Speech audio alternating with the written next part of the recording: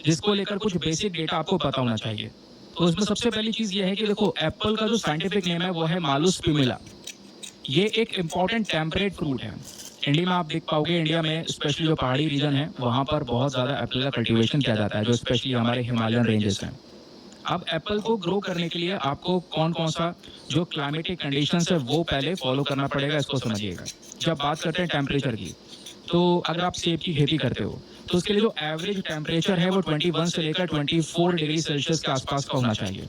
ना इससे ज़्यादा गर्म हो, ना इससे ज़्यादा ठंडा हो। तो दोस्तों ये एक ऐसा टेम्परेचर है जो कि बिल्कुल सूटेबल है जिस पर्टिकुलर सेक्शन में एप्पल का कल्टीवेशन बढ़िया तरीके से किया जा सकता है। और हमारे सी लेवल से लगभग 1500 से लेकर 2700 मीटर की ऊंचाई पर एप्पल का कल्टीवेशन किया जा सकता है, उसको हम अभी ग्रो कर रहे हैं। फिर बात आती है बारिश की, तो अच्छी खासी बारिश भी चाहिए, लगभग 1000 से लेकर 1250 mm के आसपास रेनफॉल चाहिए उस पूरे ग्रोइंग रीजन में। और अगर इस तरीके का टेम्परेचर हो जाए, बारिश मिल जाए, तो दोस्तों इससे बहुत ज़्यादा बढ़िया तरीके से एप्पल का कल्टीवेशन किया जा सकता है, बढ़िया प्रोडक्शन देखने को मिल सकता है। अब बात आती है मिट्टी की, तो एप्पल सबसे बढ़िया ग्रो होते हैं वेल ड्रेन्ड लोमी सॉइल्स के अंदर में। लोमी सॉइल आप समझते हो, जो क्ले वाली मिट्टी होती है ना, जो मिक्सचर होता है क्ले का, सैंड का और सिल्ट सॉइल का, जिसमें बहुत सारे ऑर्गेनिक मैटर्स होते हैं और बहुत अच्छी मिट्टी मानी जाती है, बहुत फर्टाइल मानी जाती है दूसरे बाकी सारी मिट्टी के कंपैरिजन में। तो वो एप्पल के लिए सबसे बढ़िया है। सबसे इंपॉर्टेंट पोर्शन दोस्तों वो ये है, हमारे इंडिया में कौन कौन से ऐसे रीजन है जहाँ पर सबसे ज़्यादा सेब को ग्रो किया जाता है। तो इंडिया में सबसे पहला जम्मू कश्मीर, हिमाचल प्रदेश, उत्तर प्रदेश के हिली एरियाज एंड उत्तरांचल के हिली एरियाज, ये वो रीजन है जहाँ पर एप्पल का प्रोडक्शन सबसे ज़्यादा होता है। पहाड़ी इलाकों की बात कर रहे हैं। अब दोस्तों थोड़ा सा अगर हम नॉर्थ ईस्ट सेक्शन पे चलें, पंजाब की साइड चलें, तो अरुणाचल प्रदेश, नागालैंड, पंजाब एंड सिक्किम, ये वो स्टेट्स हैं जहाँ पर अगेन एप्पल का प्रोडक्शन होता है, लेकिन बहुत लो लेवल पर, बहुत स्मॉल कॉन्टेक्स्ट में देखने को मिलता है। सबसे ज़्यादा इस वाले स्टेट्स में होता है जो हमने अभी ऊपर कवर किया। ध्यान रखिएगा, इंपॉर्टेंट है। चलिए आगे आते हैं नेक्स्ट आर्टिकल पर। यहाँ पे बात हो रही है स्वच्छता पखवाड़ा के बारे में। तो ये स्वच्छता पखवाड़ा है क्या, जरा डिटेल से डिस्कस करेंगे। एक ऐसी प्रॉब्लम्स भी यहाँ पर आ रही है, तो कुछ टेम्परेचर उसमें यहाँ पर ट्रिगर हो सकता है, या ग्लोबल वेदर भी हमको चेंज होता हुआ नजर आ सकता है। इसमें क्या क्या चेंजेस होते हुए नजर आएंगे, तो ये मिशन इन सब चीज़ों की अंडरस्टैंडिंग हमको प्रोवाइड करवाएगा। ठीक है, चलिए आगे आते हैं एक और रेलिवेंट आर्टिकल पर। बात हो रही है डिजिटल अरेस्ट के बारे में। Very important article. देखो दोस्तों, पिछले कुछ समय पर ना बहुत सारे न्यूज़ आर्टिकल मैंने देखे डिजिटल अरेस्ट को लेकर, बहुत आर्टिकल पब्लिश हुए हैं। तो एक कॉन्सेप्ट तो आपको पता होना ही चाहिए, क्योंकि इंपॉर्टेंट भी है। रिसेंटली डिजिटल अरेस्ट के बहुत सारे केसेस निकल कर आए, जिसके बाद केंद्र सरकार ने माइक्रोसॉफ्ट के साथ में कोलैबोरेट करके 1000 स्काइप की जो आईडीज़ हैं उनको ब्लॉक करवाया है। क्यों? स्काइप की आईडी पर जो फ्रॉडस्टर हैं, स्कैमस्टर हैं, जो स्कैम कर रहे हैं, फ्रॉड कर रहे हैं, वो लोगों को डिजिटली अरेस्ट कर रहे हैं। कहोगे डिजिटली अरेस्ट? हाँ, कैसे? देखो मैं आपको ये बताता हूँ। डिजिटल अरेस्ट एक नया मेथड है, एक नया टेक्टिक है जो कि साइबर क्रिमिनल्स अपना रहे हैं, जो फ्रॉडस्टर हैं वो अपना रहे हैं, और किसी पीड़ित को यहाँ पर अपना एक बहुत बड़ा शिकार बना ले रहे हैं, उनसे बहुत सारा पैसा ऐंठने की कोशिश कर रहे हैं। अब ये है क्या, पूरा प्रोसेस कैसे काम करता है मैं आपको बताता हूँ। इस पूरे साइबर क्राइम मेथड के अंदर में जो मेन चीज़ है वो है फ्रॉडस्टर, एक धोखेबाज। अब वो क्या कर रहा है, अपने आप को लॉ एनफोर्समेंट ऑफिशियल की तरह दिखा रहा है ऑनलाइन, स्काइप की आईडी पे या वीडियो कॉल के माध्यम से अपने आप को पुलिस का व्यक्ति या फिर एनफोर्समेंट डायरेक्टरेट का पर्सन या सीबीआई का व्यक्ति दिखा रहा है, और सामने इंसान को उसको पूरी तरह से मैनिपुलेट कर दे रहा है, इस तरीके से धमका कर डरा दे रहा है कि भाई हाँ वाकई में जो इंसान बैठा है सामने वो उसको लगेगा हाँ यार मैंने क्राइम किया है। उसको इस तरीके से यहाँ पे पूरी तरह से मैनिपुलेट कर दिया जा रहा है। कहोगे हो कैसे रहा है? इसके लिए दोस्तों वीडियो कॉन्फ्रेंसिंग प्लेटफॉर्म्स का इस्तेमाल हो रहा है, स्पेशली स्काइप का। स्काइप एक समय पर बहुत पॉपुलर हुआ करता था, ध्यान होगा। तो स्काइप का यूज़ करके यहाँ पर क्या कर रहे हैं ये लोग, क्रिमिनल्स जो हैं, ये कहीं ना कहीं यहाँ पर इस तरीके से लोगों को धमका रहे हैं, डरा रहे हैं, डिजिटली उनको अरेस्ट कर रहे हैं। वो कहते हैं कि भाई ये जो वीडियो कॉल चलती रहेगी और इसमें ही यहाँ पर आपने रहना है, अपने कमरे में ही रहना है, यहाँ से निकलना नहीं है, यहाँ अभी पुलिस पहुँच जाएगी, ये वगैरह इस तरीके से डरा दिया जाता है। पैसा दो तब यहाँ पर मामला थोड़ा सेट होगा। तो इस तरीके से पैसा ऐंठा जा रहा है विक्टिम से। तो जो साइबर फ्रॉडस्टर्स हैं वो यहाँ पर इस तरीके का गेम खेल रहे हैं, डिजिटली अरेस्ट करके रख रहे हैं एक व्यक्ति को जब तक उनको बहुत अच्छा खासा पैसा नहीं मिल जाता। तो साइबर क्रिमिनल्स करते क्या है इसमें, ज़्यादातर विक्टिम्स को सेल्फ अरेस्ट करने की कोशिश कर रहे हैं। उनको यहाँ पर इस तरीके से ट्रिक कर देते हैं, उनको बिलीव करवाते हैं कि भाई आप डिजिटल अरेस्ट हो चुके हो। डिजिटल अरेस्ट एक नया कॉन्सेप्ट आ चुका है, आप अपने घर में रहोगे, घर को छोड़कर निकल नहीं सकते, इस कमरे से बाहर नहीं निकल सकते जब तक आप ये पेमेंट नहीं करोगे।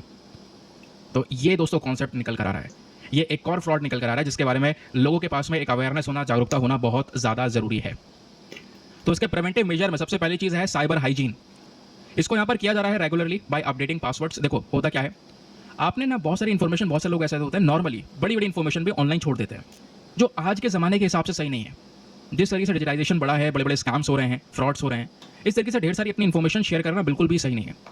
आपको हमेशा अपना सॉफ्टवेयर अपडेट रखना है, पासवर्ड्स को अपडेट करना है ना? टू फैक्टर ऑथेंटिफिकेशन को रखना है ताकि आप किसी के एक्सेस में ना हो। नहीं तो फिर क्या होता है, कई बार केसेस में अगर आप देखोगे कि बहुत सारे लोग होते हैं ना, उनके ऊपर फिशिंग अटैक हो जाता है। कहने का मतलब है उनको एक गलत लिंक मिला हुआ है ना? उस लिंक पर वो क्लिक कर देते हैं या कुछ इधर-उधर से अटैचमेंट्स को डाउनलोड कर लेते हैं जो अननोन सोर्सेस हैं और वहीं से वो फिर फँस जाते हैं। है ना? लिंक क्लिक करके सीधा यहाँ पर क्या हो रहा है कि जो फ्रॉडस्टर है उसको यहाँ पर एक्सेस मिल चुका है आपके फ़ोन का। तो ऐसी प्रॉब्लम्स भी यहाँ पर आ रही है। तो कोई भी चीज़ शेयर करने से पहले या लिंक को क्लियर करने से पहले अच्छे से हर एक चीज़ को पढ़ना बहुत ज़्यादा ज़रूरी है। एक बार ऐसा हो गया था, मैं आपको बताता हूँ। एक ऐसी ईमेल आईडी थी, ऐसा लग रहा था यूट्यूब का बिल्कुल ऑफिशियल नोटिफिकेशन है, बिल्कुल ऑफिशियल। और वो यहाँ पर एक लिंक देते हैं कि इस लिंक पे क्लिक करो, इस अटैचमेंट को डाउनलोड करो, अदरवाइज चैनल डिलीट हो जाएगा। अब दोस्तों यहाँ पर उस बिल्कुल ऑफिशियल लग रहा था, लेकिन बिल्कुल लास्ट में ना @ करके यूट्यूब का कुछ एक उनका पर्सनल डेटा निकल कर आता है। वो चीज़ उसमें प्रेजेंट नहीं थी। अब मैं भी यार घूम गया एक बार, कई लोगों ने ऐसा कर दिया, वो लिंक पे क्लिक किया जिसके बाद चैनल हैक हो गया। अब वो चीज़ थी, मैंने यार ध्यान से पढ़ा और नीचे एक जो वो यूट्यूब बेचता है ना, कुछ एक अपना लोगो वगैरह बनाकर बेचता है, वो चीज़ उसमें प्रेजेंट नहीं थी। तो यार मुझे थोड़ा सा शक तो हुआ, लेकिन मैंने जो है उसके बाद उसको ओपन नहीं किया। फिर मैंने बातचीत की यूट्यूब वालों से, बातचीत करने के बाद यहाँ पर पता चला कि यार हमने कुछ ऐसा भेजा ही नहीं है, हो सकता है वो कुछ ऐसा गलत हो गया हो। तो उस समय बचे, नहीं तो फिर अपने साथ भी कुछ भी हो सकता था। तो थोड़ा ध्यान रखना है इस चीज़ के बारे में, क्या चल रहा है क्या नहीं चल रहा है, पहले अच्छे से पढ़ लेना है हर एक चीज़ को पूरा यार ऊपर से। आजकल होता है क्या, सीधा एग्री एग्री एग्री एग्री, भाई उसे पढ़ लो क्या है क्या नहीं है उसके अंदर में, है ना? फिर उसके बाद में बात है सिक्योर डिवाइसेस के बारे में। तो हमें करना क्या होगा, अपने एंटीवायरस एंटी मालवेयर सॉल्यूशंस को इंस्टॉल करके रखना होगा, अपने ऑपरेटिंग सिस्टम को बिल्कुल अप टू डेट रखना होगा, किसी के कॉन्टैक्ट में वो ना पड़ सके। तो ये कुछ सॉल्यूशंस हैं। अपने कम्युनिकेशन चैनल को सिक्योर करके रखना होगा, लोगों में ज़्यादा से ज़्यादा अवेयरनेस फैलानी ज़रूरी है, लोगों को बताना ज़रूरी है कि भाई ऐसा भी लोगों के साथ में हो रहा है, तो आप सतर्क रहें ताकि आप इस जाल में ना फंस सकें। समझ गए? चलिए आगे आ दो। पहले मैं आपको ये फोटो दिख पाओगे, जो व्यक्ति हैं इन्होंने पत्तों से एक पूरा पैकेट तैयार कर रखा है। इसके अंदर क्या है, इसके अंदर सीड्स हैं, आपके चने की बीज है, दाल की बीज है, वो सीड्स हैं। उन सीड्स को प्रोटेक्ट किया जाता है ऐसे केस को बनाकर। तो ऐसे केस को बनाने वाला जो मेथड है उसी को डेटा मेथड बोलते हैं। अब चलिए समझते हैं क्या है पूरा प्रोसेस, ये न्यूज़ में क्यों है। तो जो मुरिया ट्राइबल फार्मर है दोस्तों, जो छत्तीसगढ़ से माइग्रेट हुए, इधर से उधर निकले और घने जंगल में यहाँ पर वो सेटल हो गए, वो आज के समय पर इसी डेटा मेथड का इस्तेमाल कर रहे हैं। डेटा मेथड बेसिकली एक ऐसा तरीका है जिससे हम अपने बीजों को बचाकर रख सकते हैं, प्रिजर्व रख सकते हैं। अब क्वेश्चन यह है कि कैसे हम उसको प्रोटेक्शन प्रोवाइड करवाएंगे। उन सीड्स को हम पत्तों के अंदर लपेट देते हैं, एक पूरा का पूरा पैकेट तैयार करते हैं। वो एक स्पेशली एयर टाइट पैकेट होता है, भाई हवा भी इसमें पार नहीं हो सकती, इस तरीका का पैकेट रेडी किया जाता है दोस्तों। दूर से देखोगे तो बड़े बड़े पत्थर की तरह ये लगता है। अब जो ये पूरे पैकेज सीड्स होते हैं, तैयार करने के बाद में उन पैकेट सीड्स पर दोस्तों यहाँ पे कुछ पत्तियाँ जो होती हैं, लीफ होती हैं, सियाली की पत्तियाँ, उनसे इसको पूरी तरह से लपेट दिया जाता है। और इसके अंदर में 3 लेयर्स होती हैं। 3 लेयर्स को अच्छे से स्प्रेड करके लेमन लीव्स का भी इस्तेमाल किया जाता है। इस तरीके से इसको पूरा लपेट के एकदम कवर कर दिया जाता है कि हवा भी पास ना हो सके। तो इसके अंदर जो बीज प्रेजेंट है दोस्तों, उसको हम अच्छी तरीके से प्रिजर्व करके प्रोटेक्ट करके रख सकते हैं इस केस में। और हर एक जो डेटा होता है, मतलब एक केस के अंदर में 5 किलो बीज आप इस तरीके से बचा के रख सकते हो, प्रोटेक्ट करके रख सकते हो इस मेथड के तहत। समझ गए? अब सवाल यह है इसके फायदे क्या होंगे। इसका फायदा पहला यह है कि भाई अगर आप दूसरी जगह पर रखते हो तो कीड़े लग सकते हैं उसके अंदर में, इसमें कोई कीड़ा नहीं लगेगा, आराम से यहाँ पर उसको प्रोटेक्शन मिला हुआ है। दूसरा, यहाँ पर इन सीड्स को आप स्टोर करके रख सकते हो 5 साल तक, 5 ईयर्स तक आप एज इट इज स्टोर करके रखो, कोई प्रॉब्लम नहीं होगी। प्लस ये जो सीड्स है दोस्तों, यहाँ पे अगर आप देखोगे तो स्पेशली जो ग्रीन ग्राम सीड्स हैं, रेड ग्राम की, ब्लैक ग्राम की बीन्स हैं, इन सब चीज़ों को यहाँ पर इनके बीजों को प्रोटेक्शन दी जा सकती है। तो ये मेथड है डेटा मेथड। ये मेथड कौन से ट्राइबल कम्युनिटीज़ में पॉपुलर है, मुरिया ट्राइब में पॉपुलर है, ध्यान रखिएगा। अब इनकी लोकेशन के बारे में बात करते हैं। मुरिया ट्राइब कहाँ पे लोकेटेड है, तेलंगाना, आंध्र प्रदेश, छत्तीसगढ़ और ओडिशा में ये लोग रहते हैं। ये कोया भाषा यूज़ करते हैं जो कि एक द्रविडियन लैंग्वेज है। इनके सेटलमेंट्स को देखोगे तो बेसिकली ये व्यक्ति वो हैं जो इंटरनली डिस्प्लेस्ड पीपल हैं, अपने देश में ही यहाँ पर क्या है, इधर से उधर यहाँ पर इनको डिस्प्लेस कर दिया गया है, एक जगह से हट के दूसरी जगह पर सेटल हो रहे हैं।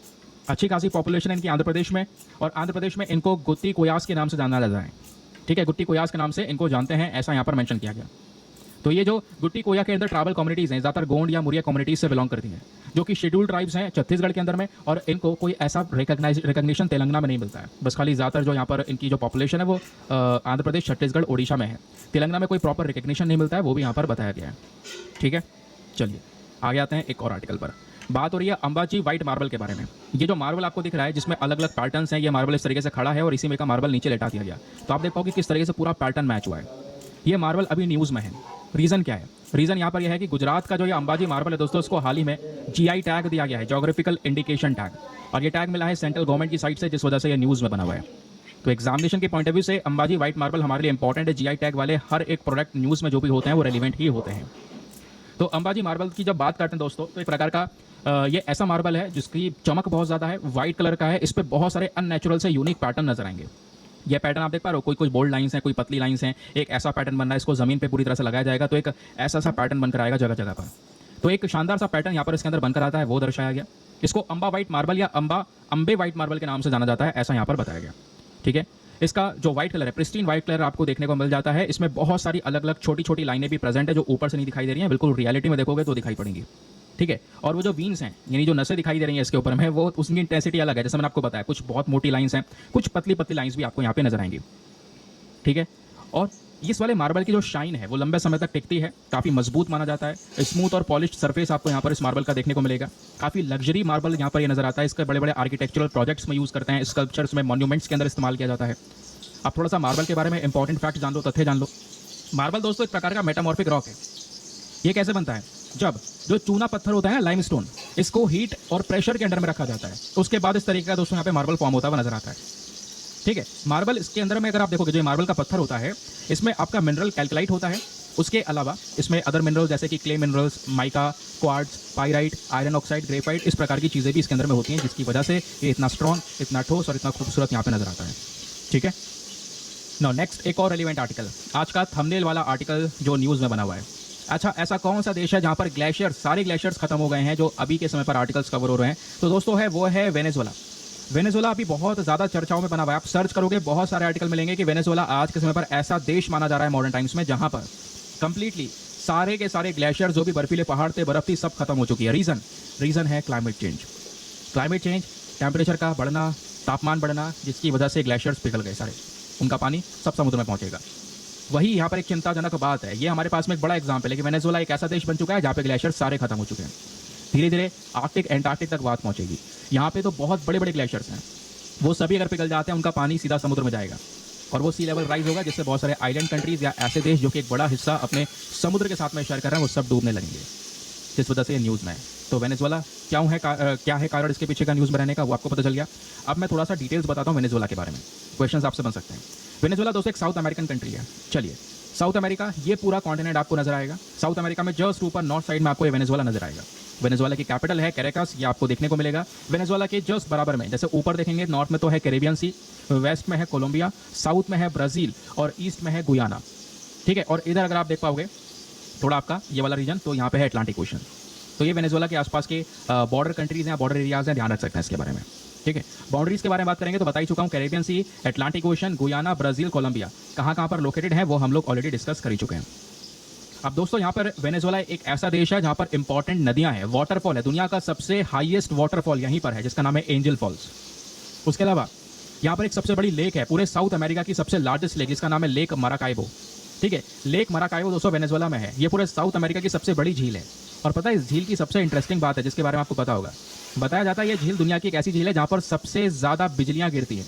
जो आसमान में बिजली कड़कती है ना, वो इसमें सबसे ज़्यादा गिरती है, इस वाली झील में। इसके कुछ फोटोज़ आप गूगल पर देख पाओगे, वो है लेक मराकाइबो। अब बात आती है कुछ नदियों के बारे में। तो वेनेजुएला के अंदर एक इंपॉर्टेंट नदी है रियो नेग्रो। ठीक है, ये नदी कोलंबिया और ब्राज़ील के साथ में भी शेयर होती है। ये नदी एक इंपॉर्टेंट ट्राइब्यूटरी है अमेज़न नदी की। दूसरी नदी आती है वेनेजुएला में, वो है ओरिनोको, ध्यान रखिएगा इसके बारे में भी। अब ये तीसरी सबसे बड़ी नदी है पूरे साउथ अमेरिका में, परन और अमेज़न के बाद। तो ये दो नदियां हैं, रियो नेग्रो एंड ओरिनोको, ये वेनेजुएला में स्पेशली आपको देखने को मिलेंगी। वेनेजुएला के पास में कैरिबियन आइलैंड्स बहुत सारे हैं। कैरिबियन आइलैंड्स अगर आप देख पाओगे, छोटे छोटे आइलैंड जो कि वेनेजुएला के अंडर में आते हैं, क्योंकि वेनेजुएला एक बड़ी बाउंड्री शेयर करता है ओशंस के साथ में, कैरिबियन सी है, छोटे छोटे आइलैंड्स हैं यहाँ पर।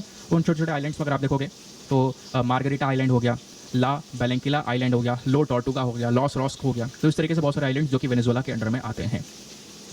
फिर उसके बाद में बोला जा रहा है दोस्तों 19वीं सेंचुरी से अगर हम देखें तो वेनेजुएला एक बड़ा जुरिस्डिक्शन क्लेम करता हुआ आया है गुयाना जो देश है उनकी टेरिटरी के ऊपर में। तो गुयाना और वेनेजुएला के बीच में लंबे समय से डिस्प्यूट भी रहा है, आपको पता होगा, कई बार अखबार में चर्चा में रहता है। अब बात आती है रिसोर्सेज के बारे में। ये सब तो चलो साइड में हटा दो। उसके अलावा ये देश इसलिए भी इंपॉर्टेंट है क्योंकि दुनिया के सबसे ज़्यादा ऑयल के भंडार यहाँ पे देखने को मिलते हैं, ह्यूज क्वांटिटीज़ में। और ऑयल के भंडार के साथ साथ कोयला, आयरन ओर, बॉक्साइट, गोल्ड, इनके भी दोस्तों बड़े बड़े भंडार यहाँ पे प्रेजेंट हैं आज के समय पर। तो टेस्ट है, आप उसको रीचेक कर सको, मैच कर सको, देख सको कितने क्वेश्चन सही किए और कितने गलत किए आपने। ठीक है, तो क्वेश्चन नंबर 1 बात हो रही है एप्पल कल्टीवेशन के बारे में। तो एप्पल कल्टीवेशन के रेफरेंस में आपके सामने 2 स्टेटमेंट्स हैं, बताना है कौन सा स्टेटमेंट सही है। पहला, जो एप्पल की खेती है दोस्तों, इसको करने के लिए आपको वेल ड्रेन्ड लोमी सॉइल्स की जरूरत पड़ती है। दूसरा स्टेटमेंट, एप्पल का कल्टीवेशन केवल और केवल इंडिया में वेस्टर्न हिमालयन रीजन में होता है, उसके अलावा कहीं नहीं होता। तो बताइए दोनों स्टेटमेंट्स में से कौन सा स्टेटमेंट सही है? Option number A 1 only, B 2 only, C दोनों सही है या डी दोनों के दोनों गलत हैं। नाउ एक और इंटरेस्टिंग क्वेश्चन, बात है प्री फायर सोलर मिशन के बारे में। तो प्री फायर सोलर मिशन को लेकर अगेन आपके सामने 3 स्टेटमेंट्स है, बताना है इनमें से कितने स्टेटमेंट सही है। कौन सा स्टेटमेंट सही है ये नहीं बताना, कितने सही है, how many of the above statements are correct ये बताना है। तो प्री फायर पोलर मिशन को लेकर पहला स्टेटमेंट बोलता है इसको डेवलप किया है नासा ने। दूसरा स्टेटमेंट ये क्या करेगा, ये रिवील करेगा full spectrum of heat loss, हमारे पृथ्वी के पोलर रीजन से जो हीट लॉस हो रहा है उसके बारे में सारा डेटा रिवील करेगा। तीसरी चीज ये हमारी मदद करेगा ये समझने में कि कैसे जो ये हीट है वो हमारे इस स्नो और सी आइस रीजन से एमिट होती हुई नजर आ रही है, स्पेशली पोलर रीजन से। तो बताइए तीनों में से कितने स्टेटमेंट सही हैं? ऑप्शन नंबर ए केवल 1, बी केवल 2, सी तीनों सही हैं या डी सारे के सारे गलत हैं। नाउ एक इंटरेस्टिंग क्वेश्चन, इंपॉर्टेंट भी है, एक टर्म है डिजिटल अरेस्ट, वो हाल ही में न्यूज में देखने को मिला। ये टर्म क्या है? ऑप्शन नंबर ए एक मेथड है to file a fire investigation first investigation report, यानी एक ऐसा तरीका है जिसमें हम एफआईआर डिजिटली फाइल करते हैं व्यक्ति को अरेस्ट करवाने के लिए। दूसरा, theory explain regarding children getting addicting to mobile phone, बच्चों का जो एडिक्शन मोबाइल फोन के प्रति उस चीज को दर्शाता है ये। या फिर new way of delivering essential medicine, जो दवाइयां हैं वो एल्डर पीपल को देने के लिए एक तरीका है। या फिर एक टैक्टिक है जो कि साइबर क्रिमिनल्स इसको यहाँ पर यूज करते हैं ताकि एक विक्टिम को अपने जाल में फंसाकर उससे बहुत सारा पैसा खींच सके। तो बताइए इन चारों में से कौन सा एक सही टर्म है डिजिटल अरेस्ट को डिफाइन करने के लिए? आगे आते हैं। Now next क्वेश्चन बात करता है which one of the following statements best describes the data method recently in news. Data method जो हाल ही में न्यूज में था, इसको लेकर कौन सा ऐसा